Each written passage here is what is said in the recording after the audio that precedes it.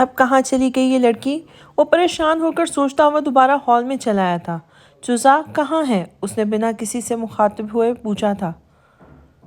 بھابھی واپس چلی گئی، آپ نے انہیں ٹکنے ہی نہیں دیا یہاں، اسی لیے نانا جان نے انہیں واپس بلا لیا۔ مہمر ناراضگی سے بولتا ہوا اپنے فون میں مصروف ہو گیا تھا، جبکہ اس کے الفاظ بجلی بن کر میشم پر گرے تھے۔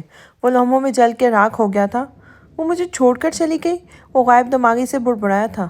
وہ مجھے چھوڑ کے چلی گئی؟ وہ ہولے سے بڑبڑاتا ہوا واپس پلٹ رہا تھا جب اس کے کانوں میں دوبارہ مہمر کی آواز پڑی تھی اور وہ اپنی جگہ رک گیا تھا۔ آپ نے یہاں رہنے کا کوئی جواز نہیں چھوڑا تھا ان کے پاس؟ کچھ ہی دیر تو ہوئی تھی انہیں یہاں آئے ہوئے، مگر آپ ان کے ساتھ ایسے بیہیو کر رہے تھے جیسے اپنی پولیس اسٹیشن میں عادی مجرموں کے ساتھ کرتے ہیں۔ رات کو بھی بلا وجہ انہیں ڈانٹ کے رکھ دیا، بلکہ گھر سے بھی نکال رہے تھے، اور اب صبح وہ آگ سے جلنے لگی تھی، مگر آپ بنا ان کی خیریت پوچھے برس پڑے بس۔ وہ اگر نہ کوئی اور لڑکی ہوتی تو اتنی بے عزتی برداشت نہیں کرتی۔ ہمیں تو حیرت ہو رہی ہے بھائی، رات سے آپ کا جو روپ ہم نے دیکھا ہے اسے پہلے کبھی نہیں دیکھا۔ آپ انہیں کزن یا مہمان سمجھ کر ہی تھوڑی عزت دے دیتے۔ اگر آج ٹائر اور ماما زندہ ہوتے نا تو وہ دونوں آپ کو اس طرح اپنی ہی بیوی کے ساتھ مس بہیو کرتے دیکھ کر کبھی بھی آپ سے بات نہیں کرتے۔ مہمر بولنے پہ آیا تو بولتا ہی چلا گیا، جبکہ اس کا ایک ایک لفظ سچا تھا اور میشم کے دل پر نقش ہوتے جا رہا تھا۔ ہاں، اس کا بھائی بالکل ٹھیک کہہ رہا تھا، وہ اس قابل ہی نہیں تھا کہ محبت جیسی نعمت کی قدر کر پاتا، کیونکہ وہ انسان تھا اور ازل سے نا قدرہ اور نا شکرہ تھا۔ جس لڑکی کے ساتھ اور محبت کو وہ روز رات کے تیسرے پہر کی دعاؤں میں مانگا کرتا تھا، جب وہ اسے میسر آئی تھی تو اس نے اس لڑکی کی ناقدری کر کے اسے گوا دیا تھا۔ میشم نے کرب سے اپنی جلتی آنکھوں کو زور سے بھینچا تھا۔ بکواس بند کرو مہمر، تم نے ہم سے پرومس کر لیا تھا، اس لیے میں اور مہمش خاموش ہوئے، لیکن اس کا یہ مطلب نہیں ہے کہ تم جو دل میں آئے بکتے چلے جاؤ۔ بھائی یہ ایویں ہی بدتمیزی کر رہا ہے آپ سے۔ بھابھی نیچے اسٹور میں گئی ہیں، انہیں ایک ایکسٹرا بلینکٹ چاہیے تھا سردی کی وجہ سے، اس لیے وہیں لینے گئی ہیں۔ ان تینوں نے ہم سے کہا تھا کہ آپ کو پریشان کرنے کے لیے ذرا سا ناٹک کریں گے، مگر لگتا ہے اس مہمر کا دماغ خراب ہو گیا ہے۔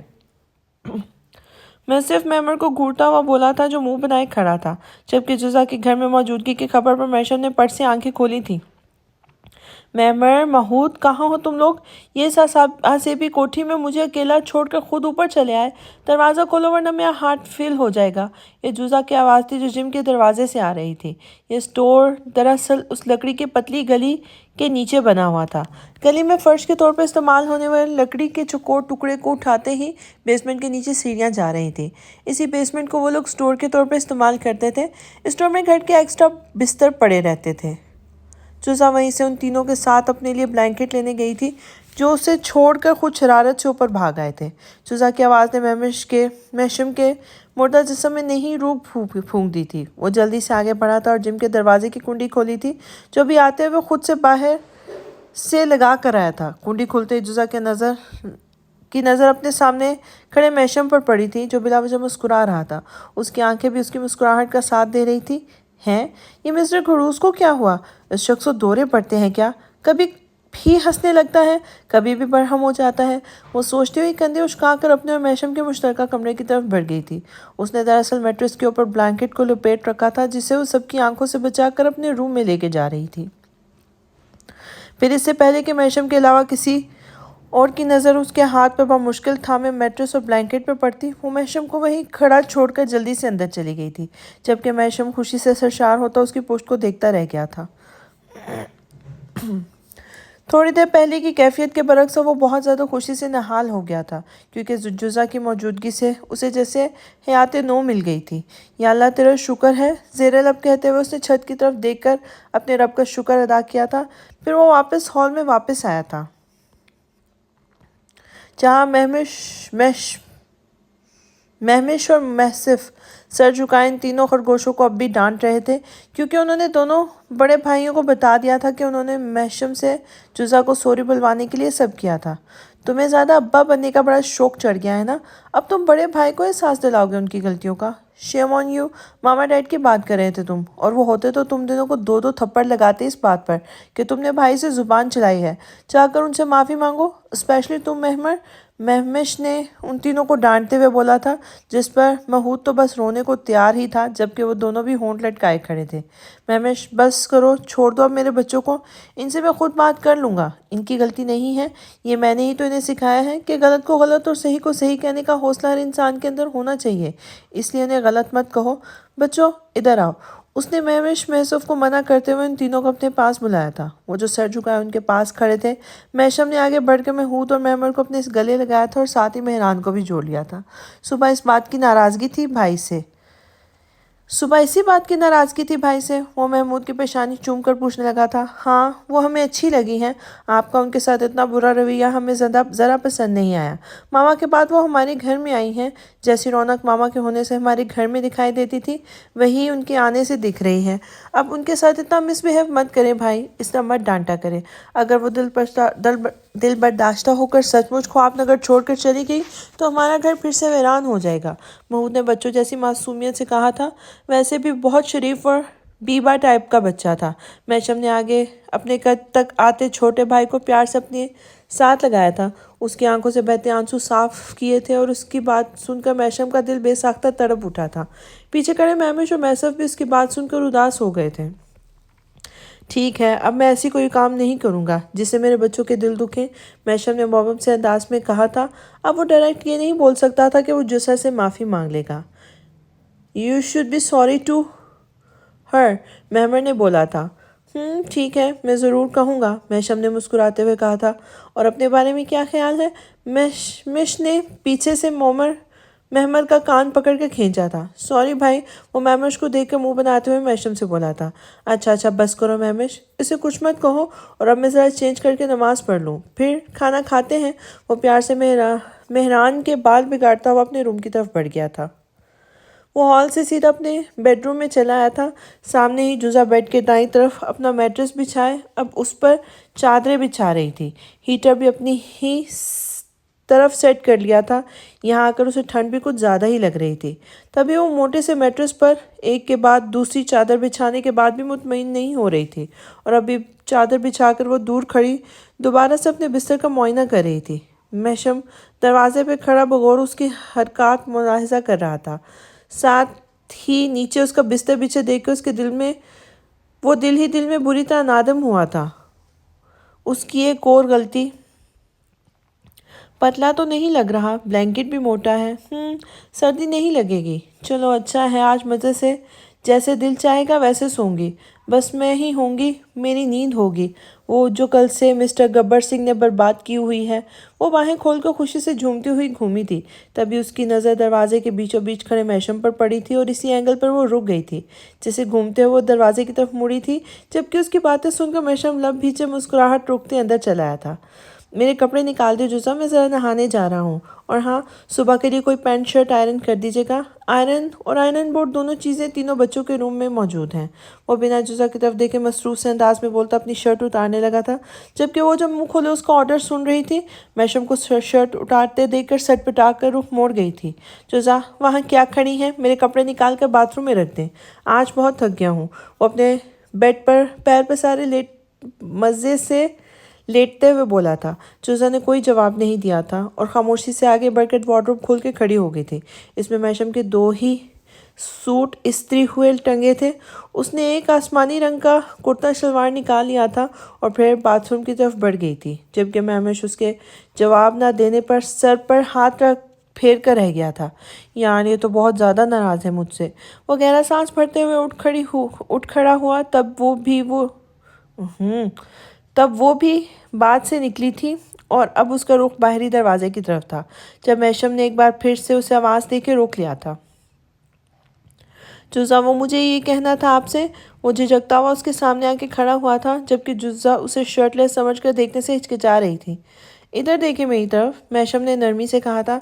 तभी उसने ज़रा सी नज़र उठाकर उसकी कमर तक देखा था, मगर उसकी कमर पर नीले रंग के कपड़े को देख के उसने ऊपर तक उसे देखा था। वो एक टी शर्ट स्टाइल वाला وداؤٹ سلیو ویسٹ پہنے ہوئے کھڑا تھا جو اس کے گلے تک بند تھا۔ کٹ سلیو ویسٹ میں اس کے مسلز نمایاں نظر آ رہے تھے۔ جوزا نے ایک نظر اس پر ڈال کے دوبارہ نیچے فرش کو دیکھنا شروع کر دیا تھا۔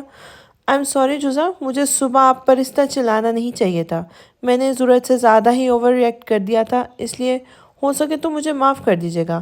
وہ اس کے جھکے ہوئے سر کو دیکھتے ہوئے شرمندگی سے بولا تھا، مگر اسے حیرت تب ہوئی تھی جب وہ اس کی بات کا بنا کوئی جواب دیے پلٹ کر روم سے نکلتی چلی گئی تھی، اور اب وہ حیرت سے منہ کھولے اسے دیکھتا جا رہا تھا۔ اس نے زندگی میں پہلی بار کسی سے سوری کہا تھا، اور جس سے کہا تھا وہ بری طرح اس کی سوری کو مسترد کر کے چلی گئی تھی۔ وہ کتنی ہی دیر روم کے دروازے کو گھورتا رہا تھا اور پھر غصے سے پلٹ کر اندر باتھ روم میں چلا گیا تھا۔ وہ اس کی سوری کا جواب دیے بنا باہر آ گئی تھی۔ یہ اچھا تھا کہ پہلے جی پڑھ کے ذلیل کرو بعد میں سوری بول دو۔ اب وہ دوبارہ اس شخص کو کوئی رعایت دینے کے موڈ میں نہیں تھی۔ کون سا وہ اس کا لحاظ کر لیتا ہے جو اس کی وقتی شرمندگی سے پگھل جاتی۔ باہر آ کر وہ سیدھا کچن میں چلی گئی تھی۔ دن کا کہ کھانا اب بھی یوں ہی رکھا تھا، اسی لیے ان تینوں نے فی الحال کے لیے کچھ بھی بنانے سے منع کر دیا تھا۔ روٹیاں بنی تھیں، بس وہ مہران کچھ دیر پہلے بنا چکا تھا۔ ویسے بھی ان کے یہاں 8 بجے ڈنر کر لیا جاتا تھا، یہ مہمان انہیں بتا چکا تھا۔ اب 7:30 بج چکے تھے، اسی لیے وہ سلاد وغیرہ بنانے کچن میں آئی تھی اور مگن سے انداز میں گنگناتے ہوئے اپنا کام نپٹانے لگی تھی۔ اس نے اپنا ہاتھ مہمش کے سامنے ابھی تک نہیں دکھایا تھا، کیونکہ اسے یقین تھا کہ اس لاپرواہی پر بھی وہ اسے بری طرح جھڑک کر رکھ دیتا۔ میشم نے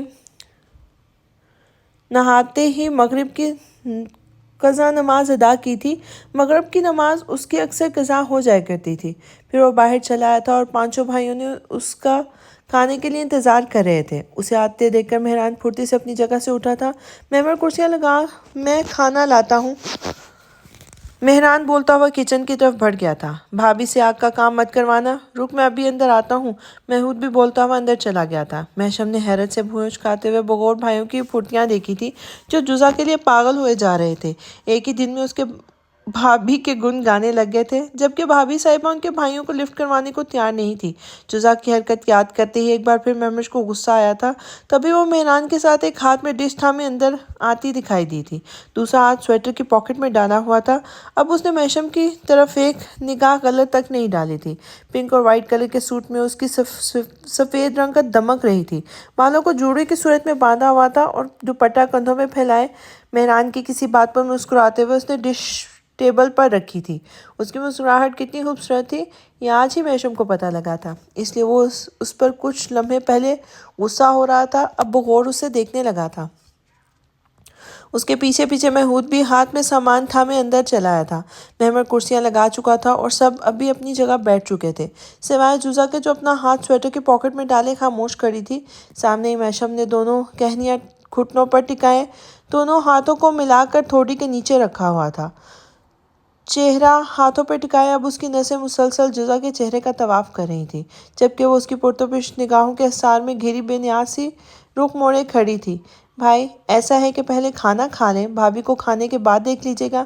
مہران جو میشم کی دائیں طرف والی چیئر پر بیٹھا کب سے میشم کی جزا پر اٹکی نظروں کو دیکھ رہا تھا، جھک کر شرارت سے اس کے کان میں بولا تھا، ساتھ ہی اسے کھانے کی طرف متوجہ کیا تھا۔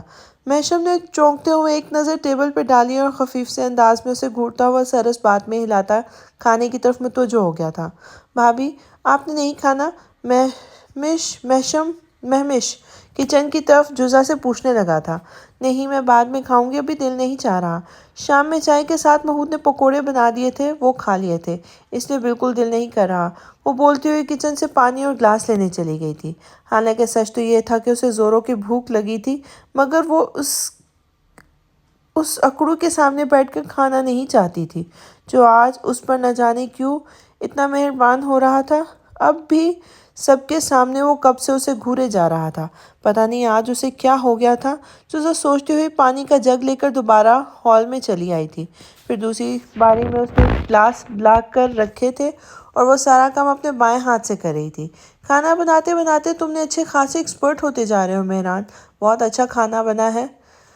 مجھے امید نہیں تھی کہ تم اتنے سگر ہو جاؤ گے۔ کھانے کے بعد اپنا انعام مجھ سے لے لینا۔ ود اے کس۔ میشم اپنی پلیٹ میں مزید سالن نکالتے ہوئے محبت سے اپنے بھائی کو دیکھ کے بولا تھا، جس پہ وہ تینوں خرگوش کھی کھی کر کے ہنسنے لگے تھے۔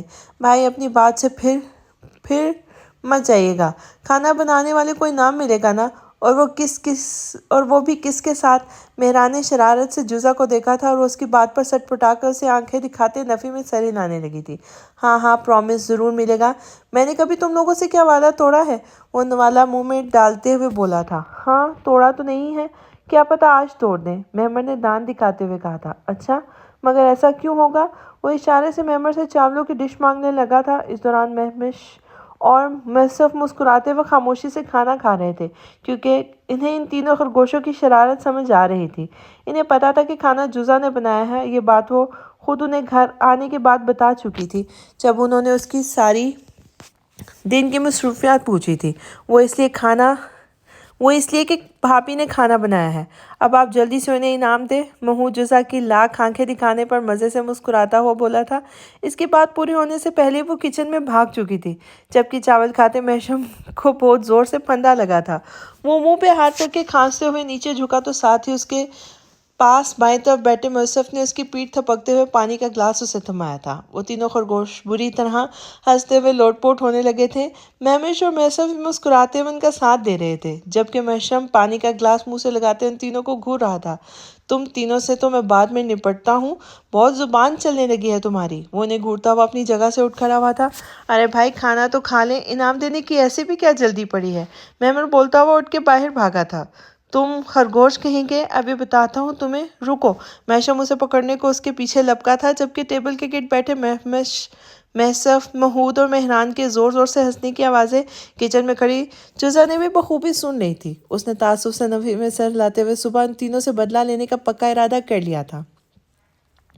کھانے کے بعد جب محشم سمیت واک کے لیے سب نکل رہے تھے، حالانکہ محمود نے اسے بھی ساتھ چلنے کی آفر کی تھی، مگر ایک تو اسے بہت تیز بھوک لگی تھی، دوسرے وہ ان تینوں سے خفا بھی تھی، ساتھ ہی اسے کھانے کے لیے برتن سمیٹ کر دھونے بھی تھے اور عشاء کی نماز بھی پڑھنی تھی، اور وہ بھائی بھی اب نماز پڑھتے ہوئے ہی گھر واپس آتے، اسی لیے جزا کے پاس کافی وقت تھا۔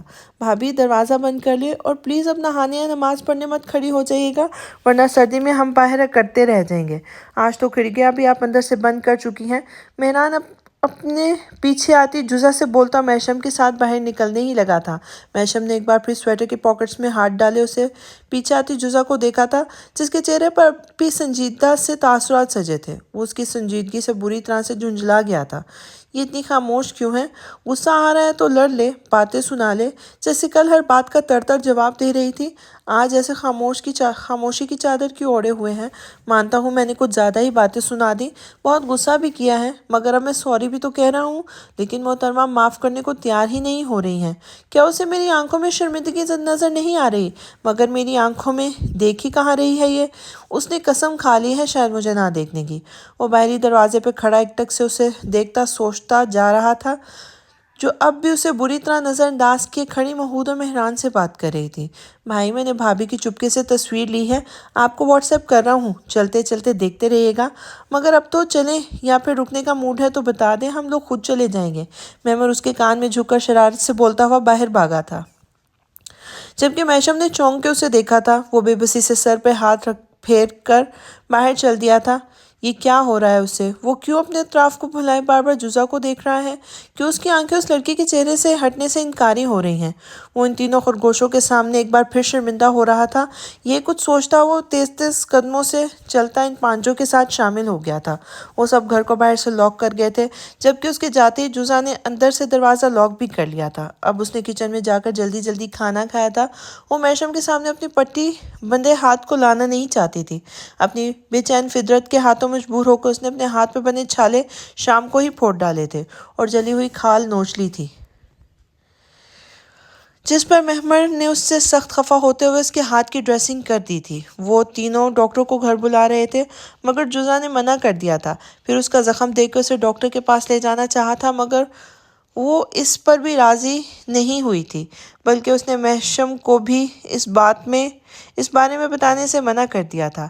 اب بھی کھانا کھاتے ہوئے اسے ہاتھ میں خاصی تکلیف اور جلن ہو رہی تھی، مگر اپنی ٹھیٹ اور عزلی لاپرواہی کی وجہ سے اس نے زیادہ دھیان نہیں دیا تھا۔ کھانے کے بعد ایک پین کلر لے کر زبردست سی چائے بنا کر پی اور اس کے بعد ٹیبل صاف کر کے سارے برتن سمیٹ کر سنک میں دھونے کھڑی ہو گئی تھی۔ اس دوران اس کے ہاتھ کی پٹی گیلی ہو چکی تھی جسے اس نے لاپرواہی سے اتار کر پھینک دیا تھا۔ زخم کچا اور بگڑا ہوا تھا مگر پرواہ کسے تھی؟ ٹیبل صاف کر کے اس نے پورا کچن سمیٹنے کے بعد وضو کیا اور میشم والی جگہ پر نماز پڑھنے کھڑی ہو گئی تھی۔ سارا دن ہی آج اس کا مصروف گزرا تھا۔ میشم کے کہنے کے باوجود وہ دن میں ایک دفعہ بھی نہیں سوئی تھی۔ اتنا کام بھی بہت سارا کیا تھا، تبھی اب تھکاوٹ سے نیند بھی جلدی آ رہی تھی۔ اس نے سامنے گھڑی میں ٹائم دیکھا، ابھی 9:30 بجے تھے اور اسے نیند آنے لگی تھی۔ تبھی جائے نماز طے کر کے اپنی جگہ رکھنے کے بعد اس نے جوڑے میں بندھے اپنے نیم نام بال کھول لیے تھے اور کچھ سوچتے ہوئے باہری دروازے کی طرف گئی تھی، پھر دروازے کو لاک کھول کر خود روم میں واپس آ گئی تھی۔ دور سے اس کا نرم و گرم بستر اسے اپنی آغوش میں لینے کے لیے آوازیں دے رہا تھا۔ تبھی اس نے بستر پر لیٹتے ہی سر تک بلینکٹ اوڑھا اور دنیا مافیا سے غافل ہو گئی تھی۔ وہ تقریباً 10:30 بجے گھر لوٹے تھے۔ میسف نے دروازے کا لاک کھولتے ہی دستک کے لیے جیسے ہی دروازہ بجایا، پورا دروازہ کھلتا چلا گیا۔ میسف نے حیرت سے اپنے پاس کھڑے محمود کو دیکھا۔ بھابی نے اندر سے لاک نہیں کیا تھا؟ محمود بولتا ہوا اندر چلا آیا تھا۔ میشم بھی حیرت سے سوچتا اندر آ گیا تھا۔ اس کے سامنے ہی مہران نے اس سے دروازہ اندر سے لاک کرنے کو کہا تھا اور وہ دروازے تک آئی بھی تھی۔ پھر اس نے اندر سے لاک نہیں کیا تھا کیا؟ لگتا ہے نماز پڑھ رہی ہوں گی بھابی، اسی لیے دروازہ ان لاک کر دیا تاکہ ہمیں پریشانی نہ ہو، مہمر نے کہا تھا، جبکہ میشم اس بات میں سر ہلاتا اپنے روم میں چلا آیا تھا جہاں وہ نیچے بچھے اپنے بستر پہ بے خبر سو رہی تھی۔ اسے وہ بے فکری سے سوتے دیکھ کر میشم کے لبوں پر بے ساختہ مسکراہٹ آئی تھی اور باہر نکل کر ہال کے دروازے تک چلا آیا تھا۔ بچوں، جزا اندر ہے اور وہ سو چکی ہے۔ اب تم لوگ بھی سو جاؤ، وہ بولتا ہوا دوبارہ اندر چلا آیا تھا اور گیٹ لاک کر کے دوبارہ اس کے سامنے پنجوں کے بل آ بیٹھا تھا۔ وہ واقعی سوتے ہوئے فٹ بال کھیلنے کی شوقین تھی۔ ابھی ایک پیر ایسٹ اور ایک پیر ویسٹ تک پھیلائے وہ پورے بلینکٹ کو ایک کروٹ میں دبائے اور دوسرے ہاتھ سے تکیے کو دبوچے سو رہی تھی۔ سارے بال کھل کر اس کے کمر کندھوں اور چہرے پر بکھرے ہوئے تھے۔ میشم نے ہاتھ بڑھا کر اس کے بال سمیٹے تھے، تبھی اس کی نظر جزا کے جلے ہوئے سیدھے ہاتھ پہ پڑی تھی اور اس کے مسکراتے لب سکڑ گئے تھے۔ اس نے حیرت سے اس کا نرم و نازک ہاتھ اٹھا کر دیکھا تھا۔ مائی گڈنس، یہ کیا ہو گیا؟ اتنا بڑا زخم؟ یہ پاگل لڑکی یوں ہی کھلا زخم چھوڑ کر مزے سے سو رہی ہے۔ اس کا ہاتھ چھوڑ کر فوراً باہر بھاگا تھا۔ اب اس کا رخ مہمش کے روم کی طرف تھا۔ اس کے روم کا دروازہ کھولتے ہوئے سیدھا سامنے الماری میں پڑے فرسٹ ایڈ باکس کی طرف بڑھا تھا۔ مہمش اور میسف اب سونے کے لیے لیٹ رہے تھے۔ کیا ہوا بھائی؟ فرسٹ ایڈ باکس کی کیا ضرورت پڑ گئی اس وقت؟ سب خیریت ہے نا؟ میسف نے فکر مندی سے کہا تھا۔ جزا کے ہاتھ پہ اتنا بڑا زخم ہو رہا ہے، مگر نہ تو مجھے اس نے بتایا نہ ڈریسنگ کی۔ کل تک تو اس کے ہاتھ بالکل ٹھیک تھے، آج پتہ نہیں اتنا بڑا زخم کیسے ہو گیا؟ وہ بولتا ہوا روم سے باہر نکلنے لگا، تبھی اس کے ذہن میں جھماکا سا ہوا تھا۔ تم لوگ سو جاؤ، صبح فجر میں ملتے ہیں۔ وہ بولتا ہوا ان تینوں خرگوشوں کے روم میں پہنچا تھا جو ایک دوسرے پر بلینکٹ کی چھینا چھپٹی میں بزی تھے۔ بھائی کو روم میں آتے دیکھ کر سیدھے ہو گئے تھے۔ جزا کے ہاتھ پر چوٹ کیسے آئی؟ کیا صبح آگ سے جلا ہے ان کا ہاتھ؟ میشم نے کڑے تیوروں سے ان تینوں سے پوچھا جو اس بات میں سر ہلا گئے تھے۔ تم لوگوں کو پتا تھا تو مجھے کیوں نہیں بتایا؟ وہ انہیں گھورتے ہوئے پوچھ رہا تھا۔ بھابی نے منع کیا تھا، انہیں ڈر تھا کہ آپ انہیں پھر سے ڈانٹیں گے، محمود ڈرتے ڈرتے بولا تھا۔ اس کی بات پر میشم بری طرح چونکا تھا اور خاموشی سے دوبارہ اپنے روم کی طرف چلا گیا تھا۔ اپنے روم میں داخل ہوتے ہی روم لاک کرتا ہوا جزا کے سامنے جا بیٹھا تھا۔ ہاتھ میں تھاما فرسٹ ایڈ باکس سائڈ پر رکھتے ہوئے اس نے جزا کے ہاتھ سے چہرے سے اس کے بال پیچھے کیے تھے اور دھیرے سے اس کا ہاتھ پکڑ کر اپنے گھٹنوں پہ رکھ لیا تھا۔ ابھی اس نے اینٹی سیپٹک لیکوڈ روئی پہ لگا کر اس کا زخم صاف شروع ہی کیا تھا کہ جزا نے پٹ سے آنکھیں کھول دی تھی اور اسے اپنے اتنے نزدیک بیٹھے دیکھ کر جھٹکے سے اٹھ بیٹھی تھی۔ یہ کیا کر رہے ہیں آپ؟ وہ جزا کا ہاتھ تھامے ہوئے تھا جس پہ اس نے جھٹکے سے اپنا ہاتھ پیچھے کھینچنا چاہا تھا، مگر میشم کی گرفت مضبوط کر دی تھی اور سختی سے اس کا ہاتھ پکڑ کے اسے گھور کر دیکھا تھا۔ بالکل خاموشی سے بیٹھی رہی جزا، آگے ہی مجھے آپ پر بہت غصہ ہے۔ کیوں نہیں بتایا آپ نے کہ آپ کا ہاتھ جل گیا ہے؟ اتنا بھی پاگل نہیں ہوں میں کہ چوٹ لگنے پر آپ ہی کو ڈانٹوں گا۔ یہ صبح والی آگ سے جلا تھا نا؟ وہ گھورتا ہوا بولا تھا، مگر وہ اب خاموش رہی تھی۔ جزا، لسن ٹو می، میں شرمندہ ہوں اپنے بیہیویئر پر۔ مجھے بس آپ کی چادر اوڑھ کر کھڑے رہنے پر غصہ آیا تھا، اسی لیے میں نے آپ کو وہ سب کہا تھا۔ خدا نہ خواستہ اگر آپ کو کچھ ہو جاتا تو میں نانا جان کو کیا جواب دیتا؟ انہوں نے مجھ پہ اتنا بھروسہ کر کے آپ کو میرے پاس میرے پاس آپ کے پیرنٹس کی مرضی کے خلاف بھیجا ہے، مگر اپنی ذمہ داری پر۔ میں کیا کہتا ہوں ان سے کہ میں آپ کا خیال نہیں رکھ سکا؟ وہ احتیاط سے اس کے زخم پر مرہم لگاتا ہوا بولا تھا، مگر وہ ہنوز منہ بنائے بیٹھی تھی۔ اب بتائیں، یہ صبح آگ سے جلا ہے؟ میشم نے دوبارہ اس کی آنکھوں میں دیکھتے ہوئے پوچھا تھا۔ نہیں، صبح پراٹھے بناتے وقت گرم توے پر گھی جل رہا تھا۔ میں نے مڑ کر جب پیچھے رکھا قیمہ پلیٹ میں ڈال رہی تھی، تب مجھے پتہ نہیں کیسے چادر نے آگ پکڑ لی اور آگ بجھاتے وقت گرم توا میرے ہاتھ پر پڑ گیا تھا۔ وہ منہ بناتے ہوئے بولی تھی۔ میشم اب اس کے ہاتھ پر پٹی لپیٹ رہا تھا۔ اوہ، تو بتانا چاہیے تھا آپ کو تبھی۔ اور ایک بات بتائیں، جب چادر میں آگ لگ گئی تھی تو آپ نے اتاری کیوں نہیں؟ اس کی نم آنکھیں دیکھتے ہوئے بولا تھا۔ مجھے اس وقت سمجھ نہیں آ رہا تھا کیا کروں۔ آگ بڑھتی جا رہی تھی اور اب وہ پل کے جھپک کر اپنے آنسو روک رہی تھی، جبکہ سامنے بیٹھا میشم اب ان گہرے نین کٹوروں کو چھلکتے دیکھ کر بے چین ہوا تھا۔ لعنت ہو تم پر میشم ابراہیم، جسے سالوں سے دیوانہ وار چاہتے ہوئے آئے ہو، کل سے تمہاری وجہ سے وہ رو رہی ہے، ساتھ ہی اتنی تکلیف میں بھی ہے۔ وہ تم پر تو فرد جرم عائد ہونی چاہیے۔ وہ جزا کے سحرانہ آنکھوں میں دیکھتا ہوا خود کو ملامت کر رہا تھا۔ میں آپ کی زندگی میں عذاب بنانے نہیں آئی میشم، نہ ہی آپ کو پریشان کرنے کا مقصد لے کے اس گھر میں آئی ہوں۔ آپ مجھے اور زیادہ برا سمجھتے ہیں، مگر میں اتنی بری نہیں ہوں۔ میں جانتی ہوں آپ کے اور میرے لائف سٹائل میں بہت فرق ہے، لیکن اگر مجھے کہیں بھی کوئی غلطی کرتا دیکھیں تو سمجھا دیا کرے، یوں بار بار ذلیل مت کیا کرے سب کے سامنے۔ مجھے بہت تکلیف ہوتی ہے۔ کنٹرول کرتے کرتے بھی اس کی آنسو پلکوں کی باڑ توڑ کر باہر نکل آئے تھے اور اس بار میشم خود کو نہیں روک سکا تھا۔ اس نے بے اختیار اس کا چہرہ تھام کر ان آنسوؤں کو اپنے لبوں سے چن لیا تھا۔ یہ واحد طریقہ تھا اپنے کیے کا ازالہ کرنے کا۔ وہ کان سی نازک سی لڑکی اس کی کل سے اس کے لفظوں کے تیز دھار تیروں سے گھائل ہو رہی تھی، اور میشم کے پاس اسے گھائل کرنے کے لیے نوکیلے لفظ تھے، مگر اس کے کھلے زخموں پر مرہم لگاتے لفظوں کی اس کے پاس اس قدر قلت تھی، اور وہ صرف لفظوں میں ہی اپنی ندامت کا اظہار نہیں کر سکتا تھا۔ اس لیے اسے اپنے اس عمل سے اس کیوٹ سی لڑکی کو خوش رکھنا تھا۔ اب اس نے سوچ لیا تھا وہ جزا کو مزید کوئی تکلیف نہیں دے گا۔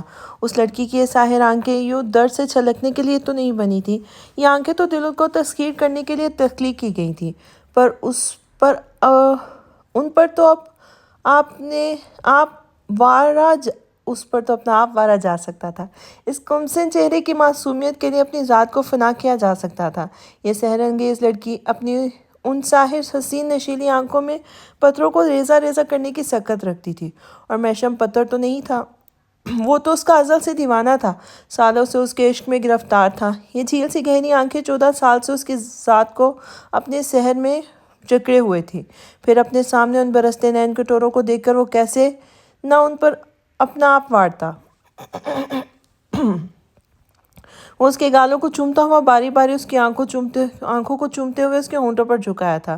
جب پتھر بنی جزا کے وجود میں اچانک ہلچل ہوئی تھی، اس نے کپ کپاتے ہاتھ میشم کے سینے پر رکھ کر اسے پیچھے دھکیلا تھا۔ یہ میشم کو کیا ہوا تھا؟ وہ دھڑکتے دل کے ساتھ بنا اس کی طرف دیکھے جلدی سے اپنے بلینکٹ میں گھس کے اپنا جلتا چہرہ چھپا گئی تھی، جبکہ میشم اس کے یوں گھبرا کر فرار اختیار کرنے پر محسوس سا ہو کے مسکرایا تھا۔ جزا، کیا اس گنہگار کو معافی مل سکتی ہے؟ کل سے ان خوبصورت جھیل سی گہری آنکھوں میں آنسو لانے کی وجہ بن کر کافی گناہ کما چکا ہوں، حالانکہ اپنے اتنے بڑے گناہ پر تو سنگسار کر دینا چاہیے، مگر پھر بھی کیا تھوڑی سی گنجائش نکالی جا سکتی ہے؟ وہ اس کے چہرے سے بلینکٹ ہٹانے لگا تھا، مگر جزا نے سختی سے بلینکٹ پکڑ کر اپنا چہرہ اس کے اندر چھپا لیا تھا۔ معافی مجھ سے نہیں، اللہ سے مانگے، اور مجھے یوں پریشان نہ کرے میشم۔ بلینکٹ کے اندر سے اس کی لرزتی ہوئی آواز آئی تھی۔ یقیناً وہ بہت نروس تھی۔ کسی کے دل کو دکھانے کا گناہ اللہ بھی کبھی تبھی معاف کرتا ہے جب تک وہ شخص خود دل دکھانے والے کو معاف نہ کر دے۔ اب معاف کر دے تبھی اللہ بھی معاف کرے گا۔ اور ویسے بھی بیوی کا روٹھنا سنت عائشہ ہے، اور روٹھی ہوئی بیوی کو منانا سنت رسول ہے، تو میں بھی اپنی نبی کی سنت پر عمل کر رہا ہوں۔ اب بتائیں، آپ نے معاف کر دیا یا نہیں؟ میشم کی مسکراتی آواز پر جزا بلا وجہ جھنجھلا گئی تھی۔ ہاں، معاف کر دیا۔ اب آپ بھی نماز پڑھ کر سو جائیں، مجھے کل کی نیند کا بھی تو آپ نے ستیہ ناش کر دیا، اور اب بھی آپ نے مجھے جگا دیا۔ اب جائیں اور نماز پڑھیں، وہ جھنجھلاتی ہوئی بولی تھی۔ نماز میں بچوں کے ساتھ پڑھ چکا ہوں، اور ہاں، میں نے بچوں سے کیا اپنا آدھا وعدہ پورا کر دیا ہے، کھانا بنانے والے کو کس کر لیا ہے، اب اپنا گفٹ تو لے لے۔ وہ اس کی آواز اب جزا کو دور سے سنائی دے رہی تھی۔ تبھی اس نے ذرا سا بلینکٹ ہٹا کر دیکھا تھا، مگر میشم اب اس کے پاس نہیں تھا۔ وہ شکر کا سانس لیتی دوبارہ بلینکٹ منہ میں ڈھک کر آنکھیں بند کر چکی تھی۔ تبھی اس کے چہرے سے بلینکٹ ہٹا دیا گیا تھا۔ میشم دوبارہ اس کے پاس آ بیٹھا تھا اور اس کا بایاں ہاتھ پکڑ کر اپنے پاس رکھے باکس سے بہت نفیس سی سونے کی چوڑیاں نکال کے اس کے ہاتھوں میں پہنانے لگا تھا۔ اس کا دوسرا ہاتھ کیونکہ پٹی میں بندھا تھا، اس لیے اس نے دوبارہ سونے کی چوڑیاں اس کے ایک ہی ہاتھ میں پہنا دی تھی۔ یہ ماما کی چوڑیاں ہیں جزا، انہوں نے یہ آپ کے لیے رکھی تھی۔ آپ کو اس گھر میں لانے کو انہیں بہت ارمان تھا۔ آپ کے لیے زیور اور کپڑے وغیرہ کے سوا بھی دوسری ضرورت کی چیزیں وہ بڑی کے طور پر اپنی زندگی میں بنا کر رکھ گئی تھی۔ یہ چوڑیاں بھی انہوں نے آپ کے لیے رکھی تھی کہ جب آپ پہلی بار اس گھر میں آئیں گی تو آپ کو دیں گی۔ یہ چوڑیاں ان کے لیے بہت خاص تھیں۔ ان کی شادی کے بعد ڈیڈ نے انہیں یہی پہلا تحفہ دیا تھا۔ اب آپ سوچ سکتی ہیں کہ یہ سب ان کے لیے کہ آپ ان کے لیے کتنی اہم ہوں گی، مگر پھر بھی انہوں نے یہ آپ کے لیے رکھی تھی۔ اس لیے آپ اب انہیں اپنے ہاتھوں سے مت اتاریے گا۔ وہ اس کے ہاتھ میں پہنی چوڑیوں کو چھیڑتے ہوئے دھیرے دھیرے بول رہا تھا۔ میشم، آپ کو آنی بہت یاد آتی ہیں؟ اس کا خوبرو چہرہ دیکھتے ہوئے ہمدردی سے پوچھنے لگی تھی۔ ہاں، بہت زیادہ۔ آج وہ زندہ ہوتی تو آپ کو اتنا کچھ بولنے سے پہلے مجھے گھر سے نکال چکی ہوتی، کیونکہ آپ ان کی لاڈلی بھانجی اور بہو ہیں۔ وہ دھیرے سے مسکراتے ہوئے بولا تھا۔ چلے، رات کافی ہو گئی ہے، آپ بھی سو جائیں۔ میں نے واقعی آپ کو پریشان کر دیا، وہ اپنی جگہ سے اٹھتے ہوئے بولا تھا، جبکہ وہ دوبارہ اپنی جگہ سیدھی ہو کے لیٹی تھی اور وہ بھی لائٹس بند کرتے ہوئے اب بیڈ پہ لیٹ گیا تھا۔ جزا، اندھیرے کمرے میں اس کی آواز گونجی تھی۔ جزا نے بند آنکھوں سے منہ سے خفیف سی آواز نکالی تھی۔ اوپر آ کے سو جائیں، یوں اچھا نہیں لگ رہا آپ کا نیچے سونا۔ بیڈ پر اسی سائڈ پر چلا آیا تھا جہاں جزا لیٹی ہوئی تھی۔ نہیں، میں یہی ٹھیک ہوں، مجھے بہت گہری نیند آتی ہے اور آپ جانتے ہیں میں نیند میں بے قابو ہو جاتی ہوں، اس لیے اب کوئی رسک نہیں لے سکتی۔ وہ دو ٹوک بولی تھی، جبکہ اس کا بے قابو ہونے والی بات پر میشم پھر سے مسکرایا تھا۔ کوئی بات نہیں، مجھے بے قابو چیزوں کو قابو کرنا آتا ہے۔ اب وہ کروٹ کے بل اس کی طرف جھک آیا تھا اور اس کا بلینکٹ نیچے کھینچنے لگا تھا۔ پلیز میشم، مجھے پریشان نہ کریں، سونے دیں، وہ ایک بار پھر جھنجھلا کے بولی تھی۔ اوکے، آپ تو کاٹ کھانے کو آ رہی ہیں یار، ٹھیک ہے، مگر یاد رکھے گا آپ کی مرضیاں میں زیادہ دن برداشت نہیں کروں گا، وہ اسے دھمکاتے ہوئے بولا تھا۔ گبر سنگھ کہی کے، پہلے خود بھی تو بھگایا ہے اور مجھے دھمکا رہے ہیں، وہ بلینکٹ کے اندر سے بڑبڑائی تھی۔ میشم اس کی بڑبڑاہٹ سن کر زور سے ہنسا تھا، جس پہ وہ بلا وجہ چڑ گئی تھی۔ گڈ نائٹ میشم، وہ زور سے بولی تھی۔ اوہو، آرام سے لڑکی، برابر میں بچے سو رہے ہیں۔ اچھا، چلے گڈ نائٹ، وہ بھی مسکرا کر بولتے ہوئے بلینکٹ توڑ کر آنکھیں مون گیا تھا۔ اس دن زارا اپنی گھر بخیر و عافیت پہنچ گئی تھی۔ گھر پہنچ کر بھی اسے یقین نہیں آ رہا تھا کہ وہ بنا کسی نقصان کے اپنے گھر سلامت پہنچ گئی ہے۔ اس 5 ذات کا جتنا شکر ادا کرتی کم تھا۔ شکر تھا اس وقت گھر پہ تنزیلہ پھپھو نہیں تھی اور نہ ہی ان کی بیٹی نور۔ اس نے گھر پہنچتے ہی کپکپاتے ہاتھوں سے وضو کیا اور خدا کے حضور سجدہ زیر ہو گئی تھی۔ کافی دیر نماز ادا کرنے کے بعد اس نے اللہ سے ڈھیر ساری دعائیں کی تھی اور آ کر اپنے بستر پر لیٹ گئی تھی۔ یونیورسٹی آف کیلیفورنیا میں پڑھنا اس کا وہ دیرینہ خواب تھا جو اس نے اسکول کے دور سے دیکھنا شروع کر دیا تھا۔ اس کا پورا نام زارا ابراہیم تھا اور وہ ملک سرفراز ابراہیم کی بیٹی تھی۔ زارا سمیت وہ 4 بہن بھائی تھے، جن میں زارا کا نمبر تیسرا تھا۔ زارا سے 2 بڑے بھائی فاتح ابراہیم اور رافع ابراہیم تھے۔ وہ اپنے باپ کی بہت لاڈلی اور سر چڑھی بیٹی تھی۔ اس سے چھوٹی بہن کا نام سارا ابراہیم تھا، جو ابھی کلاس 7 کی اسٹوڈنٹ تھی۔ وہ زارا سے 6 سال چھوٹی تھی۔ وہ میٹرک کی چھٹیوں میں بابا کے ساتھ امریکہ اپنی تنزیلہ پھپھو کے پاس آئی تھی۔ تنزیلہ پھپھو اس کے بابا کی چھوٹی بہن تھی اور جو شادی کے بعد اپنے شوہر کے ساتھ امریکہ آ گئی تھی۔ ان کا ایک بیٹا حسان اور ایک بیٹی نور تھی۔ وہ تقریباً زارا کی ہی ہم عمر تھی۔ حسان بھائی شادی شدہ اور بال بچوں والے تھے اور ان کے بڑے بھائی فاتح ابراہیم کے ہم عمر تھے۔ بس پھر خوابوں کا یہ شہر کیلیفورنیا اسے اتنا پسند آیا کہ اس نے اسکول کے باقی کی تعلیم یہیں سے حاصل کرنے کے خواب دیکھنے شروع کر دیے تھے۔ جیسے تیسے کر کے اس نے انٹر پاس کیا تھا اور مزید تعلیم کے لیے اماں بابا کے سامنے امریکہ جانے کی ضد شروع کر دی تھی۔ حالانکہ بابا کے سوا اماں اور اس کے بھائی بالکل بھی اس کے باہر جا کے پڑھنے کے حق میں نہیں تھے اور نہ ہی وہ اسے اپنی آنکھوں سے دور بھیجنا چاہتے تھے، مگر اس کے رونے دھونے اور بھوک ہڑتال نے جیسے ان سب کو پسپا کر دیا تھا اور پھر امریکہ جانے سے پہلے اسے اپنے سگے خالہ زاد حیدر سے منسوب کر دیا گیا تھا۔ حیدر اس کا کزن ہی نہیں، اس کی بڑی بھابھی نائلہ کا بھی اکلوتا بھائی تھا۔ وہ بچپن سے ہی دیوانہ وار زارا کو چاہتا آ رہا تھا۔ اس کی خواہش پر زارا کو اسے منسوب کر دیا گیا تھا اور ساتھ ہی حیدر سے چھوٹی سجیلہ کی بھی زارا سے بڑے رافع سے منگنی کر دی گئی تھی۔ نائلہ کی اماں تو سیدھا زارا کا نکاح کرنے کے حق میں تھی، مگر کیونکہ حیدر خود ابھی اسٹیبلش نہیں تھا، وہ بھی ابھی پڑھائی کر رہا تھا، تو اس نے بھی فی الحال نکاح سے منع کر دیا تھا۔ یوں وٹے سٹے کا یہ رشتہ جڑنے کے بعد زارا کو بہت سی تاکید و نصیحتوں کے ساتھ امریکہ جانے کی اجازت مل گئی تھی۔ اس نے آن لائن ایڈمیشن کے لیے اپلائی کر دیا تھا اور پھر شاید اللہ کی بھی یہی رضا تھی کہ وہ امریکہ چلی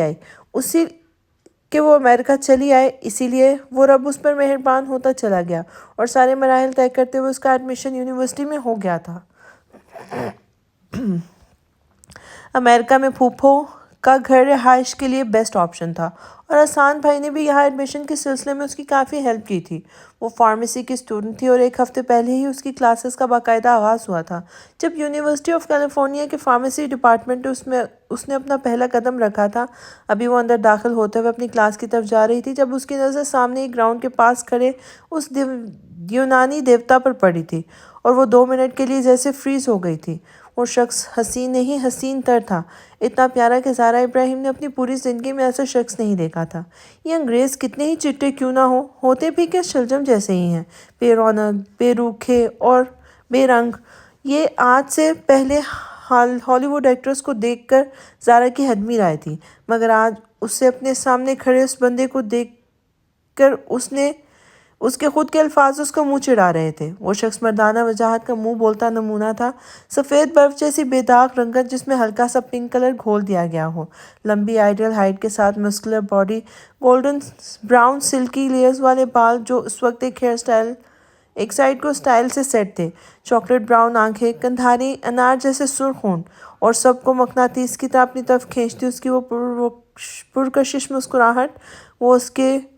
وہ اس وقت وائٹ پولو کی ٹی شرٹ اور گرے جینز میں اپنی چوڑی کلائی میں خوبصورت سی پلاٹینیم کی رسٹ واچ پہنے، دونوں ہاتھوں کی انگلیاں جینز کی اگلی پاکٹ میں پھنسائے قدرے ترچھے رخ پہ کھڑا تھا۔ زارا اسے دیوانہ وار دیکھتی دل ہی دل میں قدرت کی اس حسین شاہکار کو سراہ رہی تھی، لیکن یہ شاید زارا کی نظروں کا ارتکاز تھا کہ اسے اپنے ساتھ کھڑے 2 لڑکوں سے مسکرا کے بات کرتے اس شخص کی نظر زارا پر پڑی تھی اور وہ اپنے سامنے کھڑی اس ایشیائی لڑکی کو ٹکٹکی باندھ کے اپنی طرف دیکھتے ہوئے دوستانہ انداز میں ہاتھ ہلانے لگا تھا، پھر اپنے پاس کھڑے 2 لڑکوں سے کچھ کہتا ہوا اس کی طرف بڑھنے لگا۔ وہ اپنے سامنے وائٹ کرتا اور ٹراؤزر میں پنک حجاب اوڑھے کھڑی اس لڑکی کو دیکھتا دل ہی دل میں سراہ رہا تھا، کیونکہ اس کی اپنی کنٹری میں تو ایسی پیکڈ لڑکیاں تقریباً ناپید تھیں، اس لیے اس پردے کی اسی کشش نے رائن کو اپنی طرف کھینچا تھا۔ اب وہ خود کو یکٹک دیکھتی زارا کے سامنے جا کھڑا ہوا تھا، وہ اسے دیکھ کر گڑبڑا کر ہوش میں آئی تھی۔ میرا نام زارا ابراہیم ہے، میں پاکستان سے آئی ہوں، بی فارما فرسٹ ایئر کی اسٹوڈنٹ ہوں۔ مدہ جانے کیسے رٹے طوطے کی طرح بے اختیار اپنا تعارف کروا بیٹھی تھی، جس پر محسوس سے انداز میں مسکرانے لگا تھا وہ۔ اے حسین صبح سی نوخیز و دلکش لڑکی، رائن کے شہر میں آپ کا خیر مقدم۔ وہ اسے ایک ہاتھ سینے پر رکھے دوسرا ہاتھ اس کے سامنے پھیلا کر جھکتے ہوئے سٹائل سے بولا تھا، جبکہ زارا اس کے انداز پر بے ساختہ مسکرانے لگی تھی۔ میرا نام رائن اینڈرسن ہے اور میں ایم فارما فائنل ایئر کا اسٹوڈنٹ ہوں، بیوٹیفل گرل۔ وہ اپنی اس جان لیوا مسکراہٹ سے زارا کو دیکھ جو ایک بار پھر اس کی مسکراہٹ دیکھ کر میسمرائز ہو گئی تھی۔ چلے میں آپ کو آپ کی کلاس تک پہنچا کر آتا ہوں۔ وہ زارا کے آگے آگے چلتا ہوا اس کی نظریں اپنی پشت پر محسوس کر رہا تھا۔ لڑکیوں کی اپنی ذات کی طرف اٹریکشن سے وہ بخوبی واقف تھا۔ اس کی پردانہ پرسنالٹی اور خوبصورتی وہ لوہا تھی جو مقناطیس کی طرح لڑکیوں کو اپنی طرف کھینچتی تھی۔ زارا اس کے سحر انگیز شخصیت کے سحر میں جگرنے والی پہلی لڑکی نہیں تھی۔ وہ اس گیم کا پرانا کھلاڑی تھا اور تقریباً ہر قسم کی لڑکی کے ساتھ ڈیل کر چکا تھا، مگر یہ باحجاب لڑکی کی آج اسے پہلی ملاقات تھی، تبھی اس کی طرف بڑھنے میں پہل بھی رائن نے خود ہی کی تھی۔ اے دلکش لڑکی، اگر آپ کو رائن کی کمپنی پسند آئی ہو تو امید کرتا ہوں آپ سے جلد ہی پھر ملاقات ہوگی۔ وہ مسکرا کر بولتا ہوا زارا کو اس کی کلاس کے باہر چھوڑ کر خود وہیں سے پلٹ گیا تھا۔ یہ رائن کی زارا سے اس ملاقات کا پہلا دن تھا۔ زارا کہاں ہو؟ باہر آؤ، کب تک اندر پڑی رہو گی؟ یہ اس کی کزن نور کی آواز تھی جو اس کو آواز دیتی اس کے کمرے میں چلی آئی تھی، اور زارا چونک کر خیالوں کی دنیا سے باہر آتے ہوئے اس کی طرف متوجہ ہو گئی تھی۔ چلو باہر، تمہیں کسی سے ملوانا ہے۔ چلو نا، وہ بولتے ہوئے اسے گھسیٹ کے اپنے ساتھ باہر لے گئی تھی، اور ڈرائنگ روم میں پہنچتے ہی سامنے بیٹھے شخص کو دیکھ کے اس کے پیروں نے آگے بڑھنے سے انکار کر دیا تھا، کیونکہ سامنے صوفے پر اپنی بہنوں کے ساتھ بیٹھ کر مسکراتا وہ کوئی اور نہیں رائن تھا، جسے دیکھ کر وہ حیرت سے منجمد ہو گئی تھی۔ چلو نا زارا، یہاں کیا کھڑی ہو؟ نور اس کا کندھا ہلاتے ہوئے بولی تھی، اور وہ مرے مرے قدموں سے چلتی ان تینوں کے سامنے والے صوفے پہ آ کے بیٹھ گئی تھی۔ نور اس کے پاس ہی بیٹھی تھی، جبکہ پھپھو اندر کچن میں سب کے لیے سنیکس تیار کر رہی تھی۔ زارا، ان سے ملو، یہ ہمارے پڑوسی ہونے کے ساتھ ساتھ میرے بہت اچھے دوست بھی ہیں۔ یہ کیٹرین ہے اور یہ ارینا ہے، اور یہ جناب مصروف ترین انسان ان کے بھائی محترم رائن صاحب ہیں۔ آج نہ جانے کیسے وقت نکال کر ہمارے گھر آ گئے، ورنہ دنوں ہو جاتے ہیں ان کی شکل کا دیدار کیے ہوئے۔ نور مزے سے بتاتے ہوئے ان تینوں کا تعارف زارا کو دے رہی تھی۔ وہ نہیں جانتی تھی کہ تینوں پہلے سے ہی زارا کو جانتے ہیں۔ او کیٹی، رینا، رائن، یہ ہے میری پیاری سی کزن زارا، پاکستان سے آئی ہے، اور یونیورسٹی آف کیلیفورنیا میں رائن کے اپارٹمنٹ میں ہی ان کا ایڈمیشن ہوا ہے۔ نور ایکسائٹڈ سی ہو کر بتانے لگی تھی، تبھی زارا کی نظر رائن پر پڑی جو بڑے سنجیدگی سے اسے ہی دیکھ رہا تھا۔ Nice to meet you Zara, Areena نے بطور خاص زارا کو دیکھتے ہوئے اس کے سامنے ہاتھ پھیلایا تھا۔ کیٹی نے بھی اس سے ہاتھ ملایا تھا، جبکہ رائن خاموش بیٹھا ہوا تھا۔ زارا، تمہیں ایک مزے کی بات بتاؤں؟ رائن، کیٹی اور رینا ٹرپلٹس ہیں، اور جانتے ہو یہ ان کی فیملی ہسٹری ہے۔ یہ تحفہ انہیں پیڑھی در پیڑھی جینز میں ملا ہے۔ رائن کے ڈیڈ بھی ٹرپلٹس تھے۔ انکل لوگ 2 بھائی ہیں اور ان کی ایک ہی سسٹر ہیں، اور آنٹی بتاتی ہیں کہ رائن کے دادا بھی 2 بھائیوں کے ساتھ پیدا ہوئے تھے، یعنی اب شادی کے بعد رائن کے ہاں بھی ایک ساتھ 3 بچوں کے 101% چانسز ہیں۔ نور نے رائن کو دیکھتے ہوئے شرارت سے کہا، جو مسکراتے ہوئے نور کی بات سن کر اس بات میں سر ہلانے لگا تھا۔ تبھی تنزیلہ پھپھو چائے کے ساتھ سنیکس لے کے آ گئی تھی، اور زارا کی بائیں طرف والے صوفے پہ بیٹھ گئی تھی۔ رینا اور کیٹی اب آنٹی سے باتیں کرنے لگی تھی، جبکہ رائن سب کے سامنے بھی زارا کو بے جھجک گھور رہا تھا۔ زارا بیٹا، کیا ہوا؟ تم بھی کچھ بولو، تم بھی تو کچھ لو نا، خاموش کیوں بیٹھی ہو اس طرح؟ ان لوگوں سے جھجکنے کی ضرورت نہیں ہے، ان بچوں کا بچپن سے ہی ہمارے گھر آنا جانا ہے، اور یہ سب نور اور حسان کے ساتھ اسکول میں پڑھتے تھے۔ کیٹی، رائن اور رینا میرے نور سے بڑے ہیں، مگر یہاں عمروں کا فرق کوئی معنی نہیں رکھتا۔ حسان جبکہ رائن سے بڑا ہے، مگر رائن اس کا نام لیتا ہے، اور حسان بھی رائن کے ساتھ دوستوں کی طرح رہتا ہے۔ ایک راز کی بات اور بتاؤں، رائن اور رینا دین اسلام سے بہت انسپائر ہیں۔ یہ رائن تو چپکے چپکے حسان سے اسلامی کتابیں لے جا کر پڑھتا رہتا ہے، بس میں تو دعا کرتی ہوں کہ مسلمان ہو جائے، اللہ ہمیں بھی اس نیک کام کا اجر عطا فرمائے گا۔ پھپھو نے اس کی وجہ سے اردو میں زارا کو تفصیل سے بتاتی بولی تھی، جبکہ زارا ان کی بات سن کر چونکی تھی۔ ابھی وہ اس کا کتنا کریہ روپ دیکھ چکی تھی کہ اسے پھپھو کی یہ بات ایک مذاق سی لگی تھی۔ پھپھو بھلا ایک زانی اور شرابی سے کیسی توقعات جوڑ کے بیٹھی ہیں؟ اس نے رائن پہ ایک سرسری نگاہ ڈالی تھی، جو ابھی بھی خاموش بیٹھا ان سب کی باتیں سن رہا تھا۔ یقیناً اس کے کان زارا کی طرف لگے تھے، مگر ان دونوں کی اردو وہ سمجھ نہیں پا رہا تھا۔ پھپھو، مجھے ذرا اسٹڈی کرنی ہے، میں چلتی ہوں، آپ لوگ بیٹھیں۔ نور، پلیز ڈونٹ مائنڈ ہنی۔ زارا اردو میں پھپھو اور نور سے معذرت کرتی اٹھ کھڑی ہوئی تھی۔ نور اس بات میں سر ہلاتی اپنے تینوں سے اجازت دے چکی تھی، جبکہ پھپھو اسے بھی جاؤ بیٹا کہتے ہوئے اجازت دے چکی تھی۔ ایکسکیوز می، وہ کیٹی اور رینا سے ایکسکیوز کرتی اندر جانے لگی تھی، جبکہ رائن کو اس نے نظر انداز کر دیا تھا۔ جو وہ اندر جاتی زارا کو دیکھتا اپنا سر پر بے بسی سے ہاتھ پھیرنے لگا تھا۔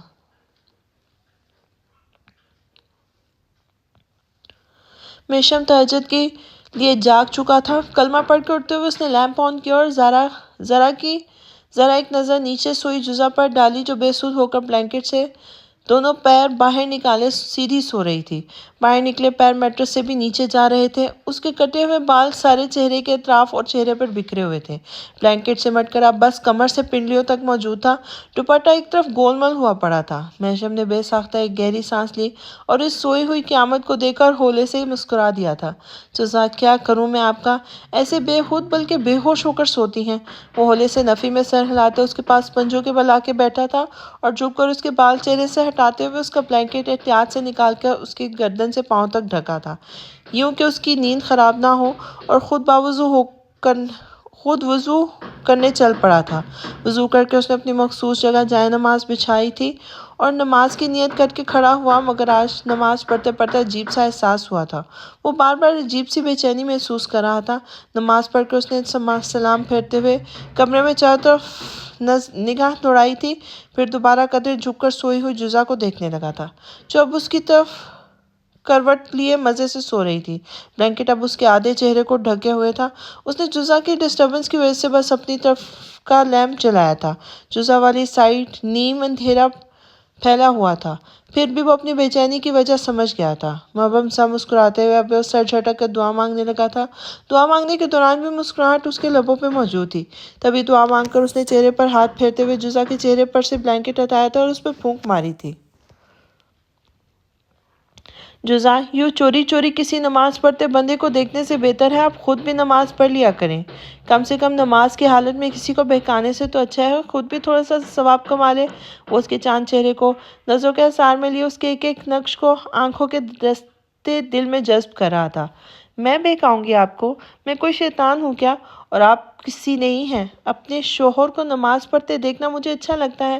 آپ کے ماتھے پر پیارا سا محراب کا نشان مجھے اتنا پسند ہے، میں کیا بتاؤں۔ اور جب آپ نماز پڑھتے ہیں نا تو ایک سفید چمکدار سا نور آپ کے چہرے پر ہوتا ہے، مطلب میں اس چیز کو لفظوں میں بیان نہیں کر سکتی۔ میں جب آپ کو نماز پڑھتے دیکھتی ہوں تو ایسا لگتا ہے جیسے کسی نے مجھے آپ کے ساتھ باندھ کر رکھ دیا ہے، دل کرتا ہے بس آپ کو دیکھتی جاؤں دیکھتی جاؤں۔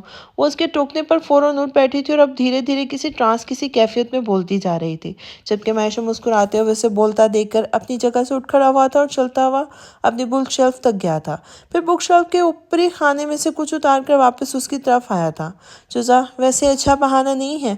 وہ جزا کو مصنوعی گھوری سے نوازتا زیر لب مسکراتا ہوا دوبارہ جائے نماز پہ آ بیٹھا تھا۔ اس کے ہاتھ میں قرآن اور رحل موجود تھے۔ جزا جو اسے دیکھ کر منہ بناتی اٹھ کھڑی ہوئی تھی، اس کے ہاتھ میں قرآن دے کر دوبارہ بیٹھ گئی تھی۔ اتنا کڑوا بھی نہیں ہونا چاہیے انسان کو، وہ اسے آنکھیں دکھاتے ہوئے بولی تھی۔ آپ کو میرا سویٹ روپ بھی تو پسند نہیں ہے؟ دیکھا تھا نا رات کو کیسے دبک کر بلینکٹ میں چھپ گئی تھی۔ وہ مسکراتا ہوا قرآن کھول کر ایک اشارے سے خاموش کر گیا تھا اسے، پھر اس کی خوشلحان آواز پورے روم میں گونجنے لگی تھی۔ وہ اپنے سامنے قرآن کھول کر تعوذ و تسمیہ کے بعد سورۃ فاتحہ کی تلاوت شروع کر چکا تھا۔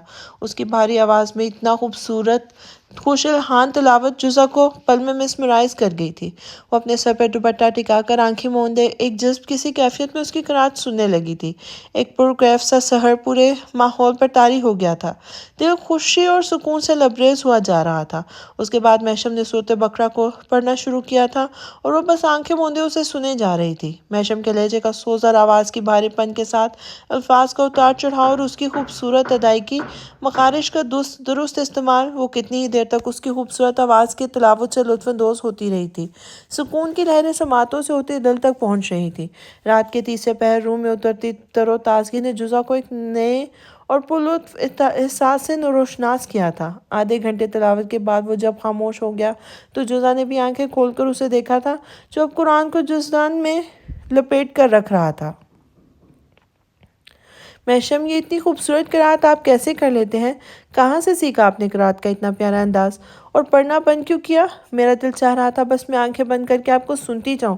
اس نے فرط مسرت سے محشم کا ہاتھ پکڑا تھا، جو اس کی بات سن کر مسکراتا ہوا قرآن ریل پر رکھ کر اس کی طرف متوجہ ہوا تھا۔ جزا ڈیئر، قرأت کا انداز میں نے ڈیڈ سے سیکھا ہے، وہ خود بھی بہت اچھی قرأت کرتے تھے۔ میں یعنی آپ کے شوہر نامدار محشم ابراہیم۔ مہمش اور مصحف تینوں اپنے ڈیڈ کی طرح حافظ قرآن ہیں۔ انہوں نے ہمیں پڑھایا بھی اور حفظ بھی کرایا ہے۔ وہی ہمارے استاد ہیں۔ وہ مزے سے بولتا ہوا قرآن کو احترام سے اٹھا کر بک شیلف میں رکھنے چلا گیا تھا۔ پھر روم کی لائٹ آن کرتے ہوئے جزا کے پاس چلا آیا تھا، جو سر جھکائے بیٹھی بلینکٹ کے ڈیزائن پر انگلی پھیر رہی تھی۔ چہرہ جھکا ہوا تھا۔ محشب بیڈ پہ جزا والی سائڈ پہ آ کے بیٹھا تھا۔ جزا، کیا ہوا؟ خاموش کیوں ہو گئی؟ محشب نے سر جھکائے بیٹھی جزا سے پوچھا تھا، جس نے سر اٹھا کے اسے دیکھا تھا۔ آنکھیں آنسوؤں سے بھری ہوئی تھی۔ محشب اسے روتے دیکھ کر بے ساختہ بے چین ہوا تھا۔ آپ رو رہی ہیں؟ مگر کیوں؟ میری کوئی بات بری لگی ہے کیا؟ محشب اس کو روتے دیکھ کر نیچے اترا تھا اور دھیرے سے اس کے سامنے جا کے بیٹھا تھا۔ پھر اس کا چہرہ ہاتھوں میں تھام کر فکر مندی سے پوچھنے لگا تھا۔ محشب اس کے دونوں ہاتھوں پر اپنا ہاتھ رکھ کر بے اختیار رونے لگی تھی۔ جزا، کیا ہوا؟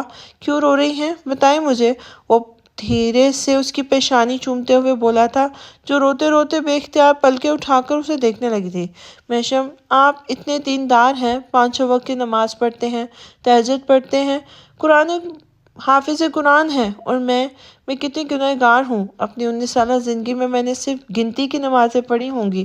ماما کے بار بار کہنے پر بھی میں نے کبھی نہ نمازوں کی پابندی کی اور نہ ہی قرآن پڑھا۔ میں نے اپنی آدھی زندگی بس شیطانی کاموں میں ہی گزار دی ہے۔ آپ جیسے انسان کی زندگی میں میری جیسی لڑکی نہیں ہونی چاہیے تھی۔ میں بہت گنہگار ہوں محشب، آپ میری جیسی لڑکی ڈیزرو نہیں کرتے۔ کہاں میں، کہاں آپ۔ میں کل ہی اس بات پر روتی افسوس کرتی رہی کہ آپ میرے ساتھ اچھا سلوک نہیں کر رہے۔ آپ بہت برے ہیں، مگر میں نے اپنی طرف تو دیکھا ہی نہیں۔ آپ کو برا سمجھنے سے پہلے خود کے اعمالوں پر نظر نہیں ڈالی۔ میں تو دور دور تک بھی آپ کے ساتھ کھڑی نہیں ہوتی محشب۔ میں آپ کو برا سمجھ رہی تھی، مگر آپ تو بہت عظیم ہیں۔ آپ نے دنیا کے ساتھ ساتھ دین کی رسی کو بھی مضبوطی سے پکڑا ہوا ہے، اپنے رب کو راضی کر رکھا ہے، اور میں آپ کے پرچھائی کو بھی چھونے کے لائق نہیں ہوں۔ میں نے رات کو بھی آپ سے کہا تھا کہ میں بری نہیں ہوں، مگر اب مجھے احساس ہو رہا ہے محشب، آپ کے سامنے تو میں بہت بری ہوں۔ میں آپ کے قابل ہی نہیں ہوں۔ میں بہت گنہگار ہوں محشب، بہت گنہگار۔ وہ گھٹ گھٹ کر روتی محشب کو حیران و پریشان کر گئی تھی۔ وہ پاگل سی لڑکی اتنی سی دیر میں اتنا کچھ سوچ چکی تھی، اور محشب کے دل کی حالت سے انجان روتے ہوئے بولتی جا رہی تھی۔ جزا، ہم کتنے گناہ گار ہیں اور کتنے پرہیزگار ہیں، اس کا فیصلہ کرنے والے ہم کون ہوتے ہیں؟ یہ کام بہتر طریقے سے کرنے کے لیے وہ ہمارا رب ہے نا، وہ بیٹھا ہے حساب رکھانے والا، وہ بہتر علم رکھنے والا ہے۔ ہمیں تو بہت کم علم عطا کیا گیا ہے۔ ہم سامنے والی کے اچھائیوں برائیوں کا فیصلہ اس کے اعمال دیکھ کر کرتے ہیں، مگر وہ رب ہے نا، وہ بندے کا دل دیکھتا ہے، اس کی نیت دیکھتا ہے۔ اللہ تعالیٰ اعمالوں کی سزا جزا نیتوں کو دیکھ کر دیتا ہے، دل دیکھ کر دیتا ہے۔ اور آپ کا دل تو اتنا پیارا ہے کہ آپ نے میری اتنی بدتمیزیوں کے بد کلامیوں کے بعد بھی مجھے معاف کر دیا۔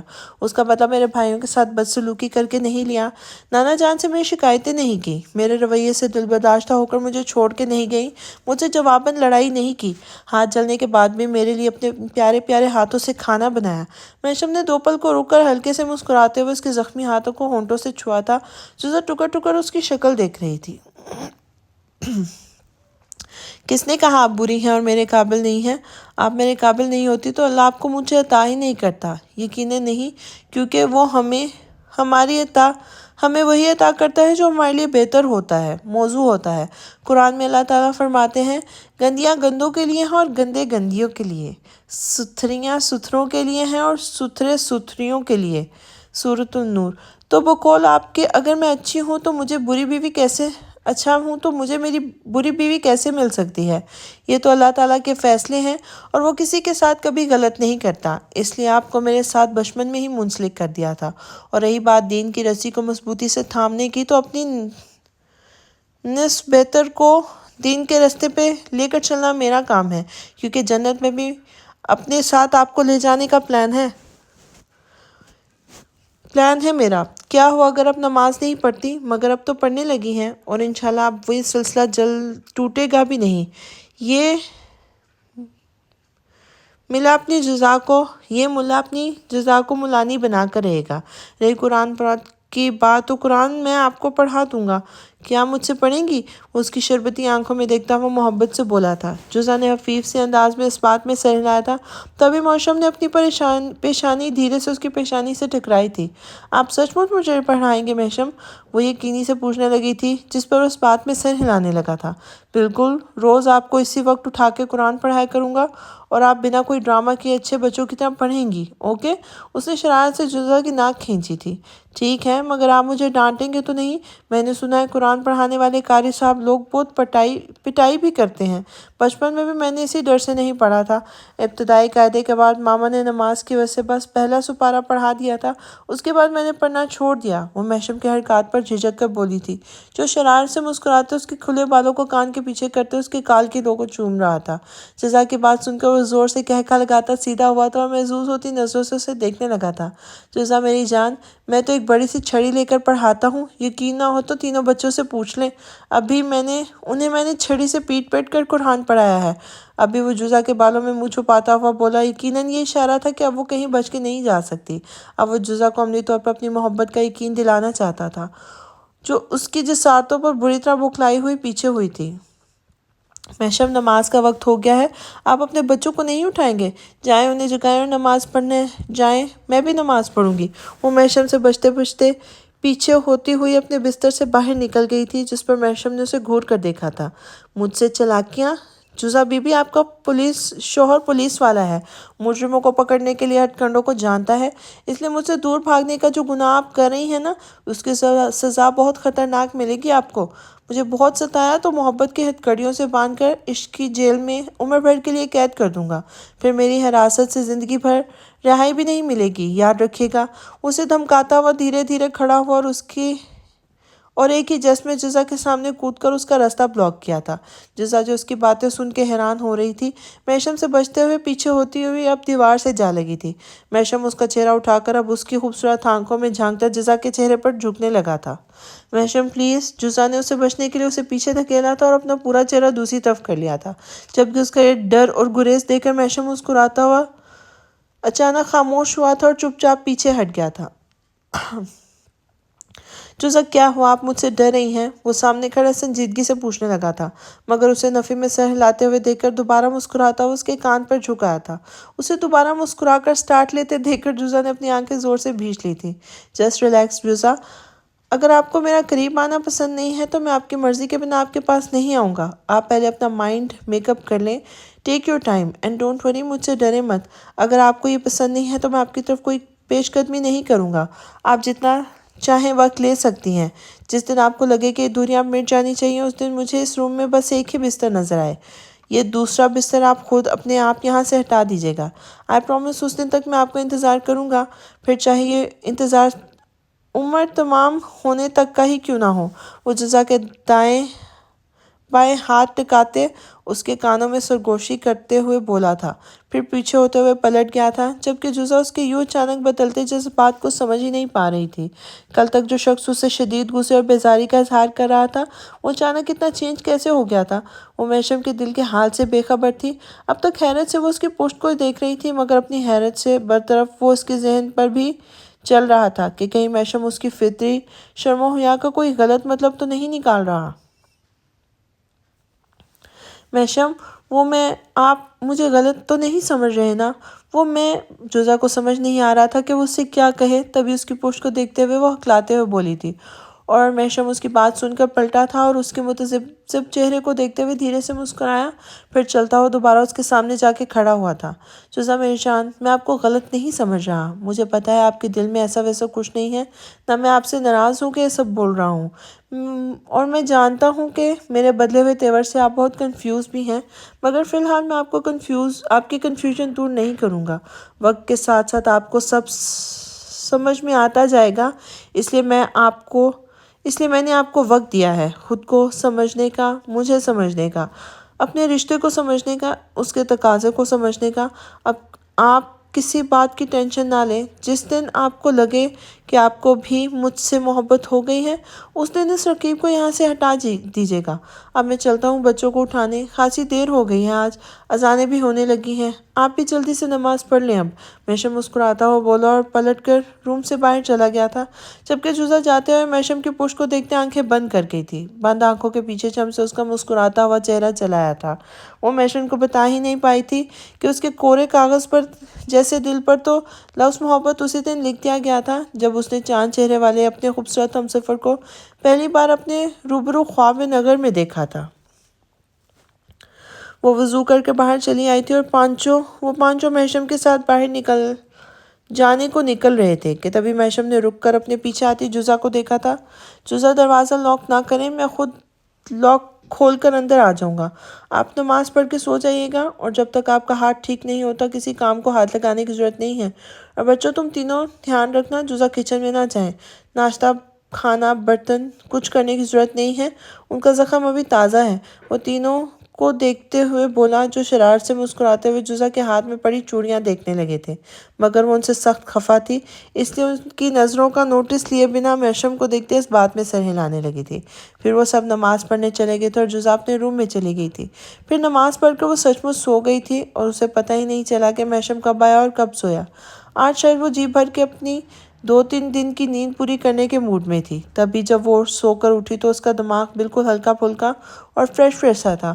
اس نے ایک زوردار انگڑائی لیتے ہوئے بلینکٹ ہٹا کر ایک دفعہ رکھا تھا، تبھی اس کی نظر بیڈ پہ پڑی تھی۔ بے شکن چادر اور سلیقے سے طے کیا ہوا بلینکٹ دیکھ کر اسے بے ساختہ وہ دشمن جاں یاد آیا تھا، ساتھ ہی اس کے ہونٹوں پر ایک پیاری سی مسکراہٹ پھیل گئی تھی۔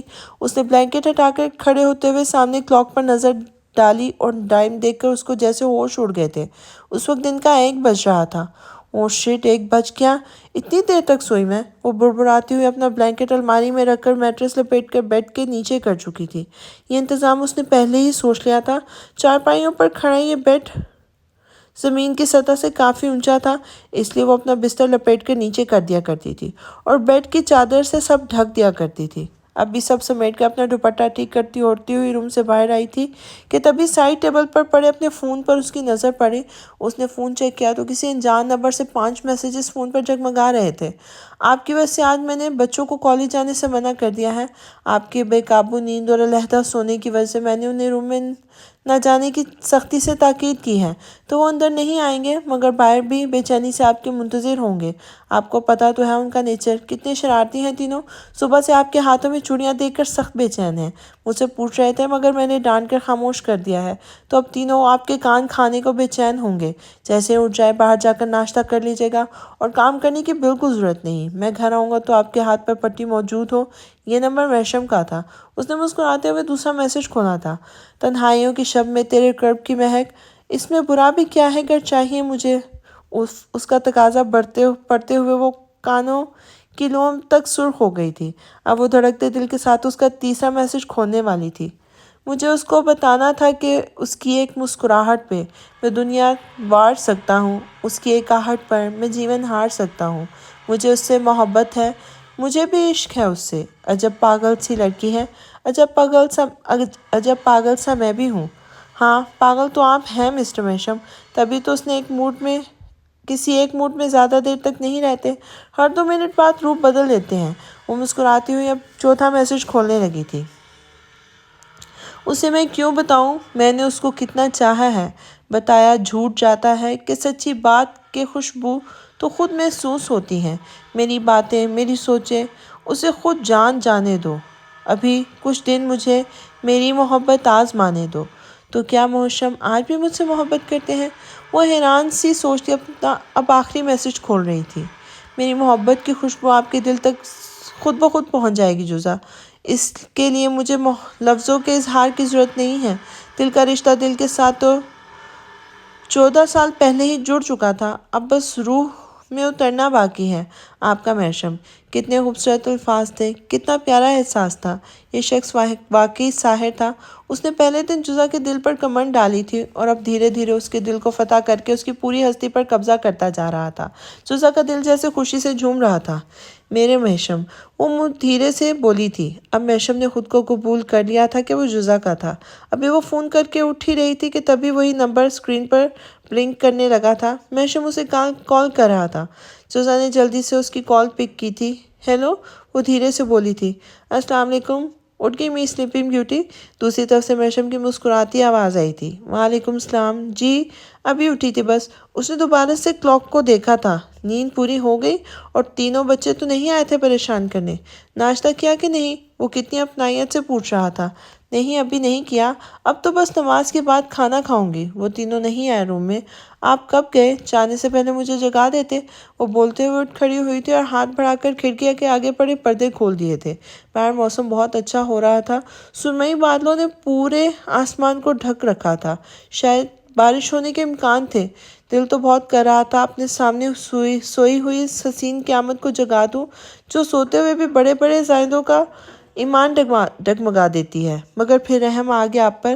جب بھی آپ کی گہری نیند ہوتی ہے میں آپ کو جگا دیتا ہوں، اور آپ کی نیند پوری نہیں ہو پاتی، اس لیے دل پہ جبر کر کے خاموشی سے چلا آیا۔ وہ مسکرا کر بولتا ہوا جزا کی بولتی بند کر گیا تھا۔